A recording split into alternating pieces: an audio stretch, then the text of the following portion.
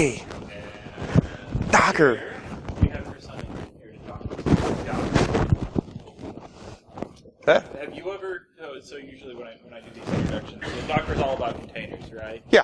So if we put Chris Huntington in a Docker container, Yeah. what would we have? I think that might be the answer.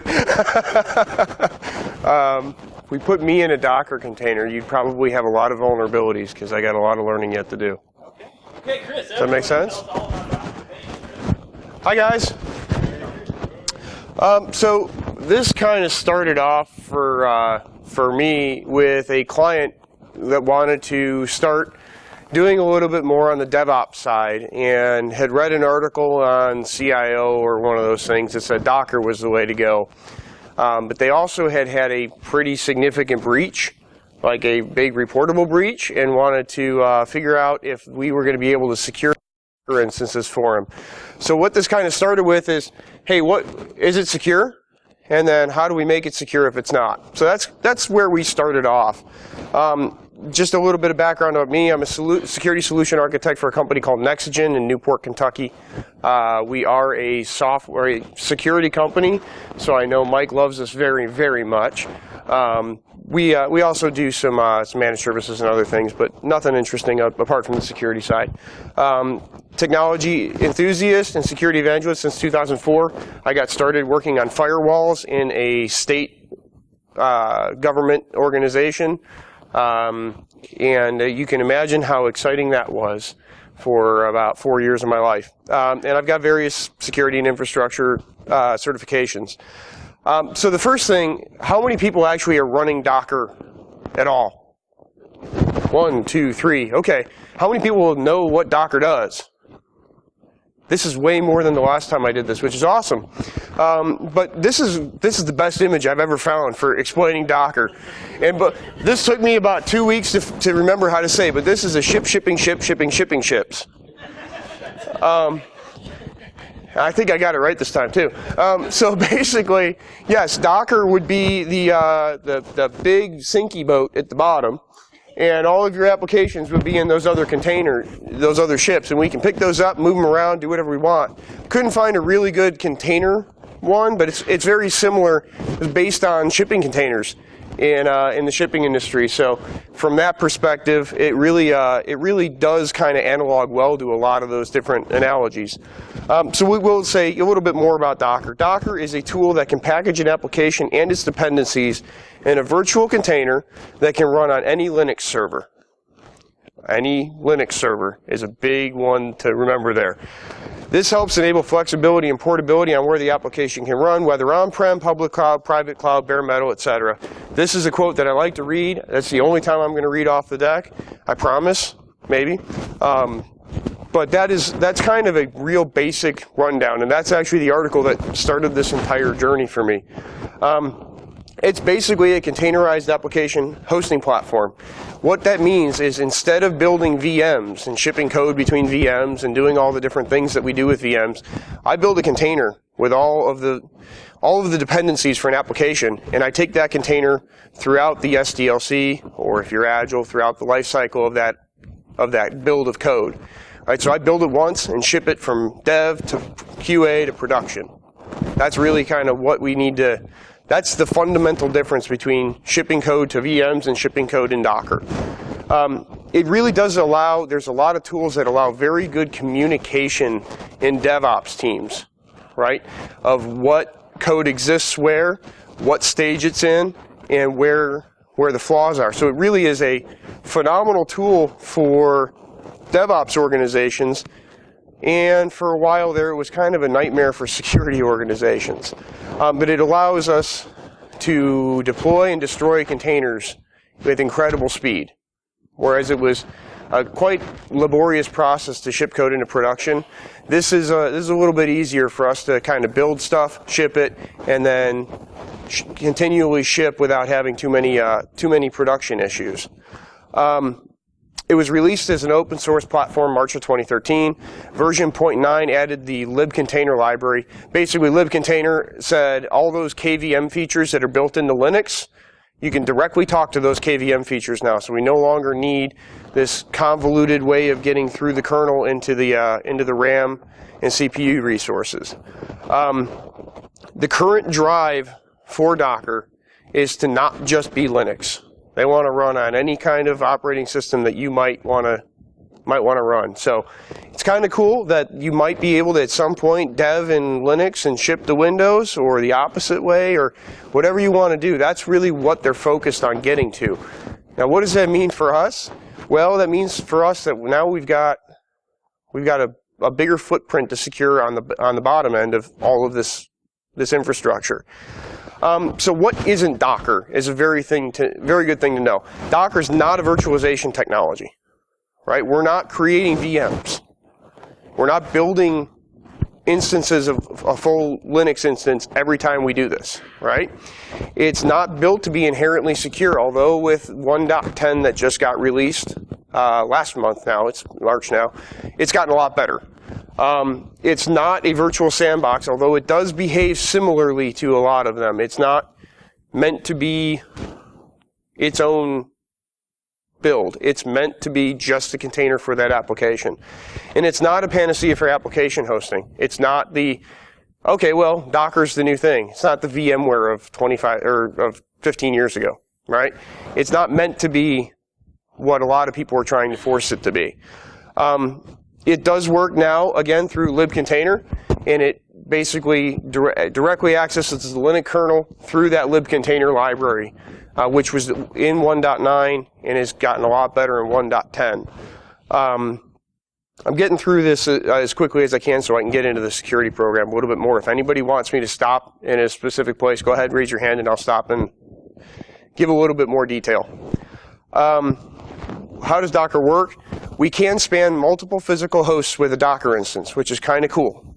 So you got a lot of servers, and you need to run specific dependencies on different servers for resources or for however you want to containerize this application. You can span one application across multiple servers in a single Docker instance, which is something that differs very, very drastically from the old VMware mentality that we had, or the Hyper-V mentality, or however you were virtualizing. Limits can be placed on resources, so one container doesn't basically DOS your entire server. That is something that I've seen attempted to be exploited several times, and I have not seen a successful one of it yet. Each container does have separate network interfaces, a complete TCP/IP stack that's built per container. And the namespaces feature gives really, really good isolation from other containers. Until 1.10, it gave really bad isolation from the base server, right? So that was one of the things that we've now got as a security benefit is user namespaces came out as part of this, and we'll get to that in a minute. But each version of the application runs in a container. All containers have a stack. Containers only contain dependencies. So now I don't have to look at all of the dependencies that are inherent on a server for everything that I'm running on there. All I have is the application-specific ones.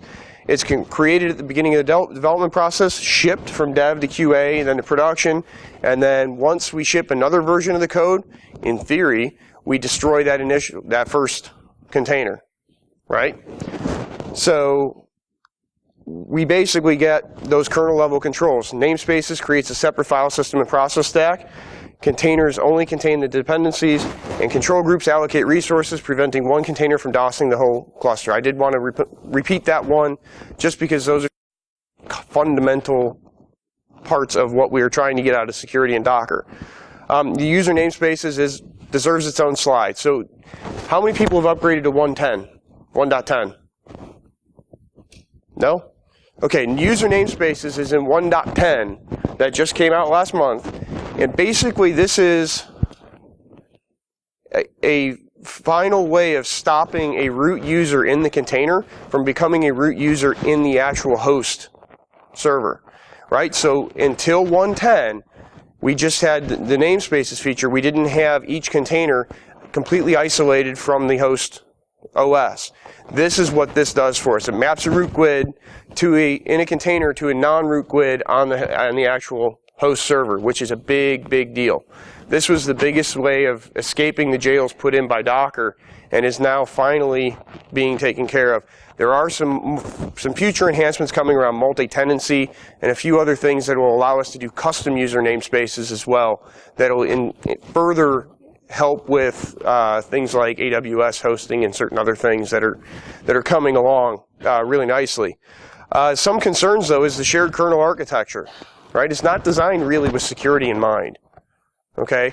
Everything is sharing a kernel and a base image. So I've still got to keep an eye on everything in my network and make sure that I'm doing good vulnerability management on both my containers and my host machines with an eye towards the privilege escalation issues that we might see in Docker. The other one, the Docker daemon runs as root, which does also potentially allow for some privilege escalation.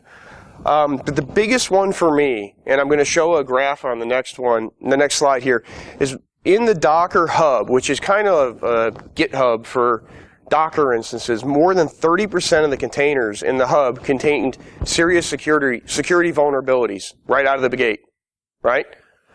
30%, and I'm talking CVSSs of 7 or higher, was categorized as serious. That's really, really bad, right? So I saw this graph and looked at it, and these are even tagged latest.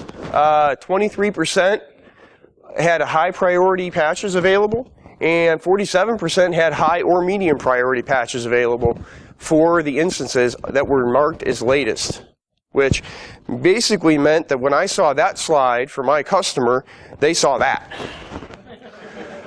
And kind of for good reason, because if I'm going to tell my DevOps team that Docker is the way to go, and we're going to build things out, they're going to start grabbing containers from the marketplace, and because they're open source, a lot of them are going to consider those as secure, right?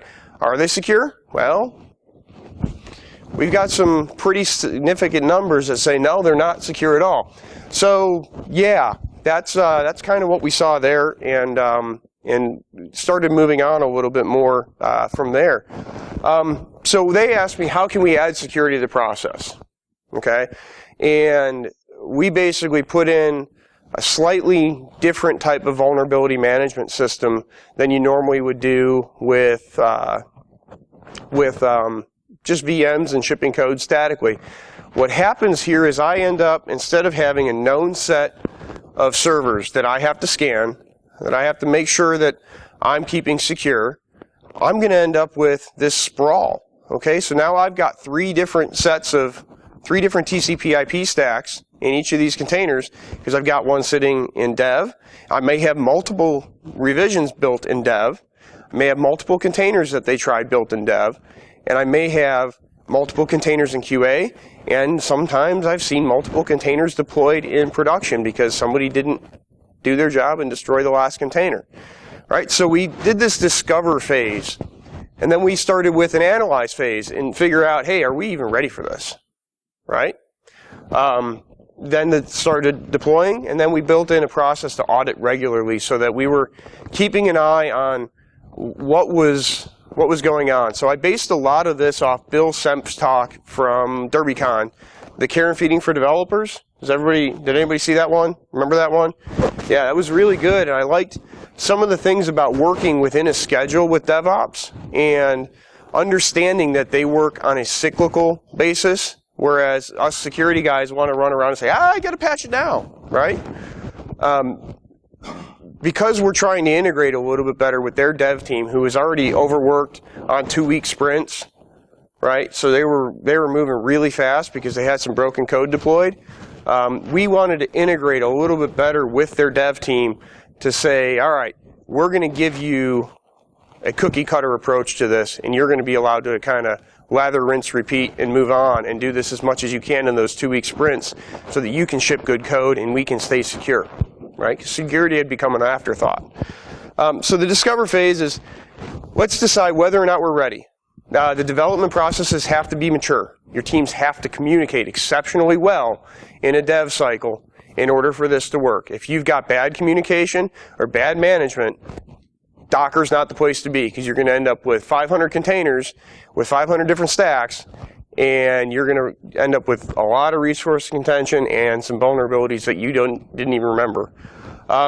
You have to have good fallback options, right? So don't buy this big cluster of Docker servers or build them as Docker servers and say, all right, we're going full bore.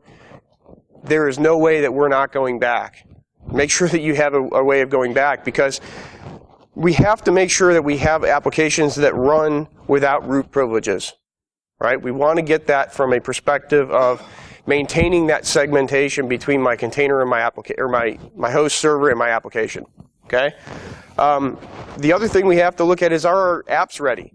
Okay. Do we have a defined process for shipping code already in place?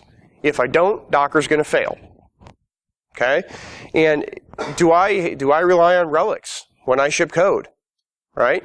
That's a big problem that I've heard a lot of with the dev staff is, yeah, we deploy stuff and then we go and upgrade, I go and upgrade OpenSSL, and I find out that I had some kind of relic that was in there that shut the application down, right? When you're shipping Docker containers, relics, if you rely on relics for making sure your application stays stable, you're not ready for Docker yet. Or you may not just be right for Docker. We can put it that way, right? So that's the kind of the discover. Are we ready for this? Okay. Then we go ahead and move to the analyze phase, which is, all right, what's going to reside in Docker instances? Okay, I can tell you that databases, not a good thing to ship in Docker, right? Not at all.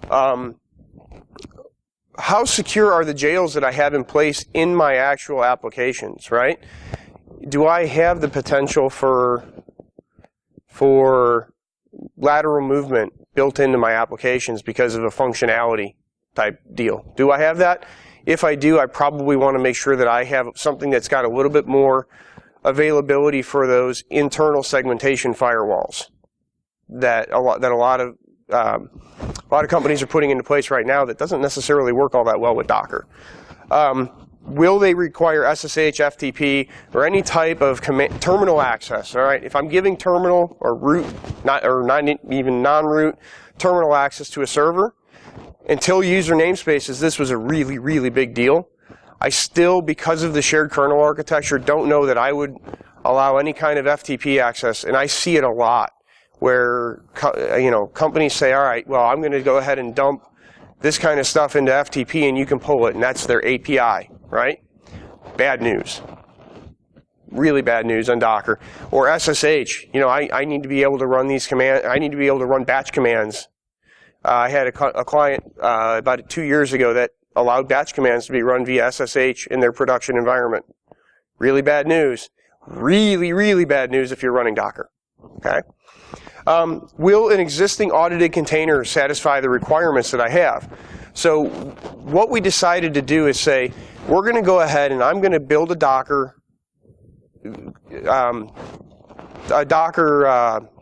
environment for my security team.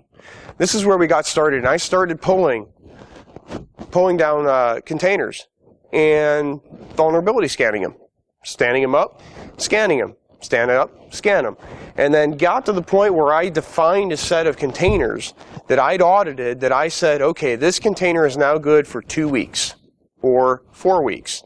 And knowing what your dev team is doing sprint-wise, or knowing what their life cycle looks like, kind of gives you an idea of how long you should be auditing these containers with a life cycle of, right? And I can say, all right, this container from the Docker Hub is allowed through March 31st, right? And make sure that we're ready to destroy that container as of March 30th, okay? If I have a container that's already audited for that application, that means it's probably a decent candidate for going ahead and pushing forward with that. If I have to start building these containers and patching them and doing a lot of stuff, it's not going to keep up with the kind of speed that our team needed to have in order to move forward with shipping code. Okay? So for them, they need to be able to grab a container, start building, and ship it. Make sense?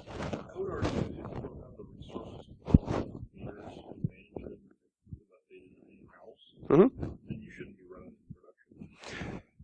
Yeah, that's a valid point. The problem right now is, for them, they can get the resources if they can find them.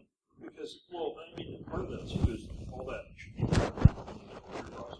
Mm-hmm. So every time a change is made in the container, it needs to go through test QA, that whole process. Right. Right. Yep.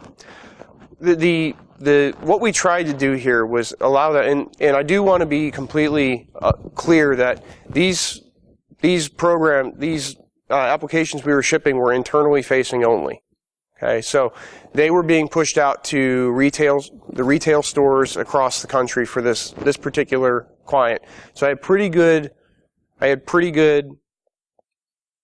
handle on what kind of clients would be accessing it and the security around the clients that were already going to be having access to these applications. We were definitely trying to push something that would be more efficient for the DevOps team to be able to ship code in a quick manner so that we could get over the hump of having some serious issues with stability in the actual application. So that's where the auditing the containers that were kind of pre-existing really helped out in the agility that the team was able to get with working with them. So we would approve it, they would start building on it, and then before they went to QA, we audited it again. And then after QA was done, we would audit one more time before it shipped to production, just to make sure that any configuration changes hadn't opened up any kind of problem that we had. So what we were really trying to get at was a little bit more integration with the dev team and a little bit more handing over some of the keys so that they could move as fast as they needed to move. Does that make sense to a certain extent? You know, we're working within the security we're working within the resources that we have available and that they're able to bring on board. And moving fast was definitely key in their CIO's mind. And I don't think that's a problem. I think that's, obviously part of the problem is too many people are using Docker Hub. Right? And they're not even checking them. Well, yeah. Yeah. So that's where we integrated, was the security team that we had was then saying, all right, I'm going to go ahead and tell you what hub containers you're allowed to use for this amount of time. And they said, all right, great, if you can tell me what I can use, I can go ahead and ship code to those, and you're not getting in my way every single chance that I need, every time I need to build a new container. Right? Because if they're starting to build custom containers for everything, I'm going to have to audit every single one of them. And for them, that just didn't necessarily work, because we had custom builds per state. So I had 41 containers at a time. So what happens if you say, okay, this container is good for 4 weeks, Mm-hmm. and 4 weeks your time limit expires, and the container hasn't been updated? That's when we'll get to that, the continuous process. But yes, there is a mechanism for re-audits and repatching at that point, right? With the way that we were working, every 2 weeks I was building new containers or allowing new containers in, because I was seeing pretty regular updates to certain containers that were built that were keeping up with the patches that I wanted to make sure were applied. So the standards were kind of something that I had to work very, very hard to get approved. We had to define the acceptable containers that were in the marketplace, define a standard OS build. Okay, so that was another thing that a lot of people were looking at the containers. Okay, but they had no baseline configuration for the host machines.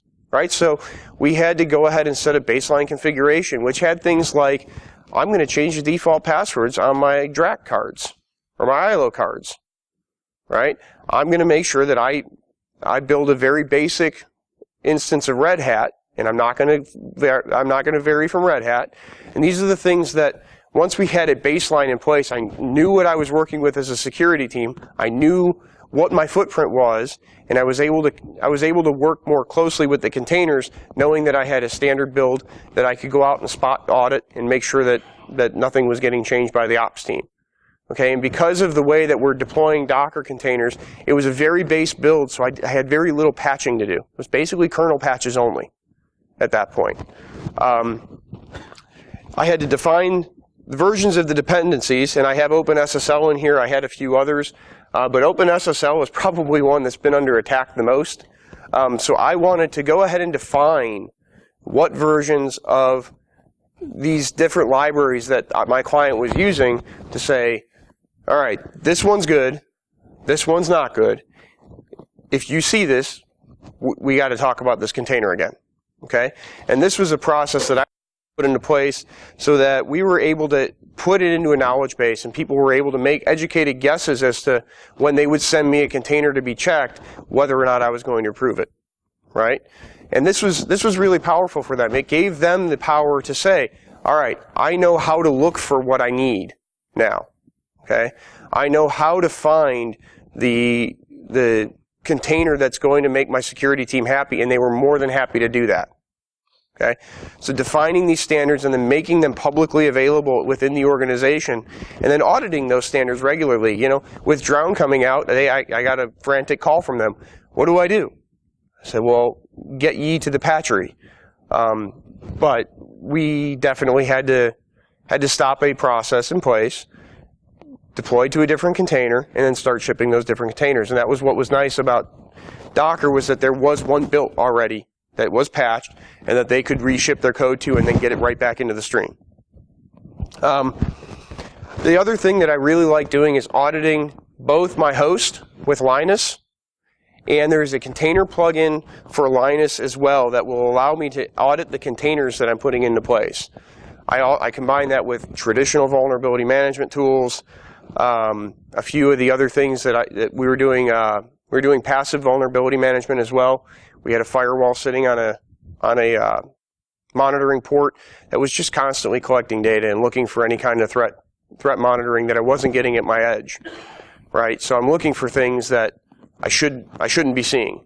Okay, that's the kind of thing that allowed me a little bit more leeway to the dev team to say, all right, I'm watching enough here to feel like I've got an acceptable level of risk, right?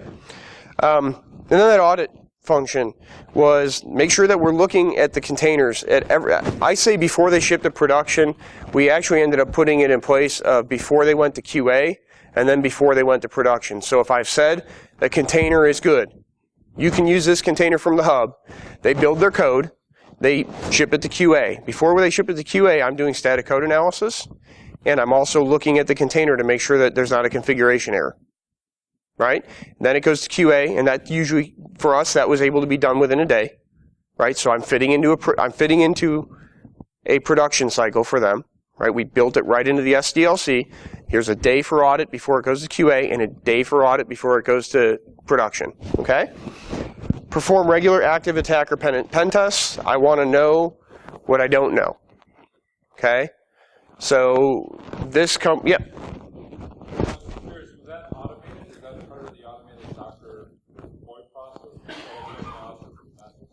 No, that was not automated. They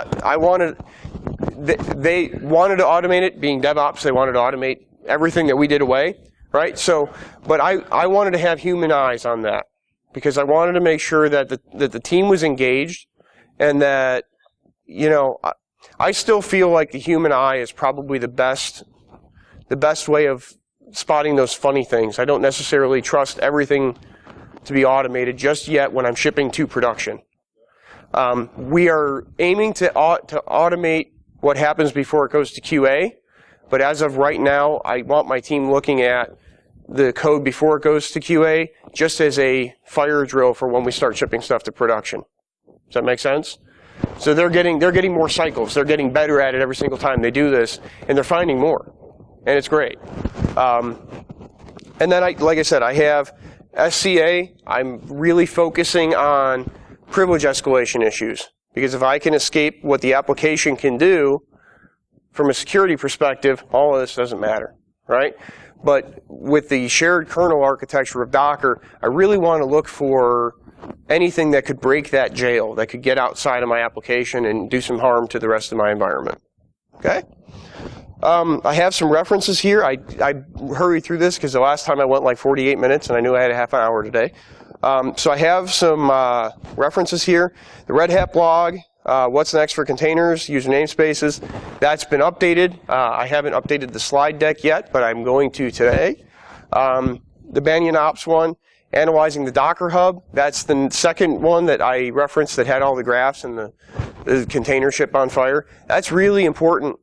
If you need to go to a CIO or a CISO and say, hey, I need this to work with Docker, you're putting Docker in right now, right? I need resources to manage Docker differently. That's a really powerful article to take to somebody and say, hey, look, there really are problems here, and we need to be really careful about this. All right?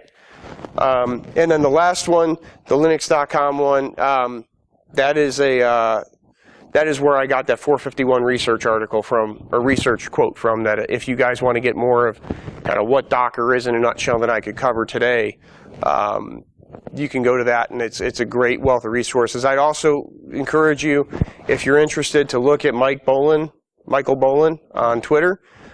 He's one of the guys that created Linus and is really active with Linus, and just posted a couple really good articles on Docker security as well. It's more on the application side. If you want to get a hold of me, there's my contact info. You can find me at LinkState on Twitter, which is where I spend probably 3/4 of my day because I'm in information security. So that's where we all are. Or if you want to email me, that's my email address. Please don't spam me. But if you really want to get a hold of me and need to talk, I'm always open to an email from anybody. So I'm going to open it up to a little more Q&A. Anybody? Yep.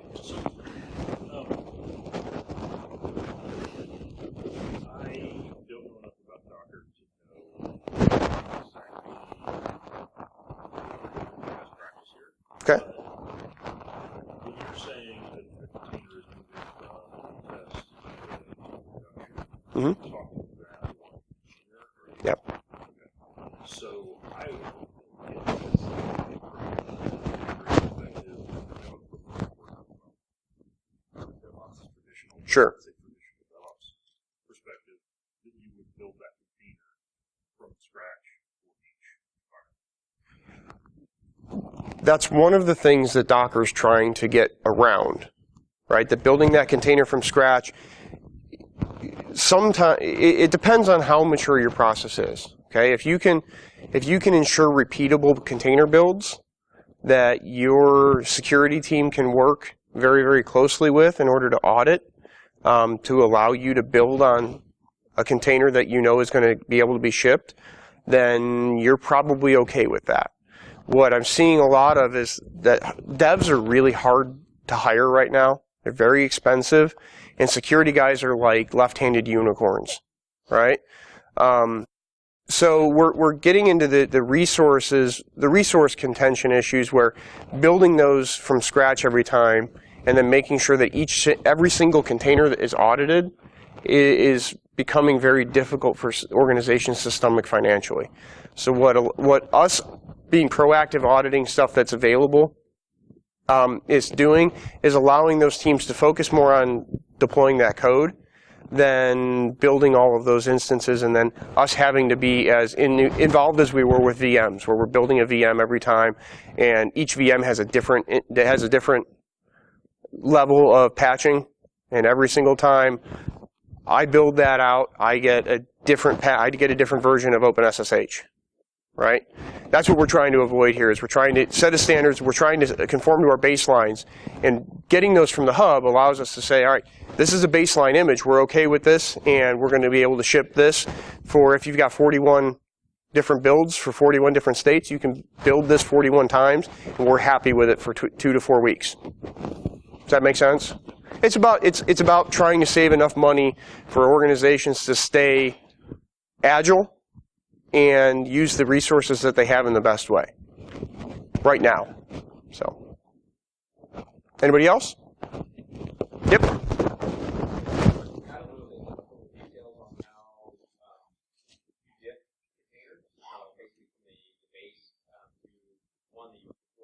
Mm-hmm.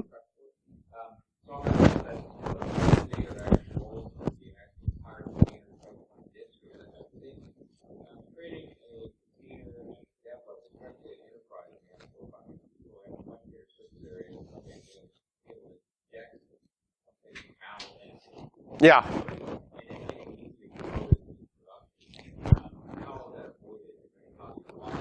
The reason, that's why we've put kind of checkpoints into place. I'm not saying it's perfect, but it's giving us the ability to work with the cycles that the devs want to run on, and not break their cycle, not break their time frames with continuous auditing type thing, where I'm continuously looking at it. If you're in an organization of that size, Docker may not necessarily be right for you for that. It's focused on small DevOps teams that are, it's real big in startups. So it's focused on those small teams that communicate exceptionally well and that are almost self-regulating to a certain extent.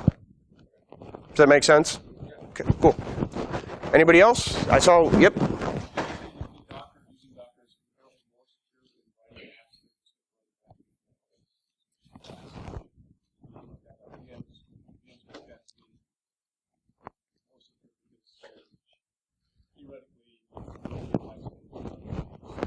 Right. It depends on the app. It depends on what you're working with. If you're working with apps that talk to each other quite a bit, I want something that I'm going to be able to integrate that kind of internal segmentation type firewall, where I can inspect traffic between the VMs. That a lot of what's on the marketplace right now is aimed at, and it's very helpful. If you're deploying a standalone app that you're rolling out to a website or rolling out internally to just some web users, and it's kind of smaller applet, you're probably okay with Docker. It's like I said, you got to audit, you got to analyze what you're running on it to see if it's the right tool for the job.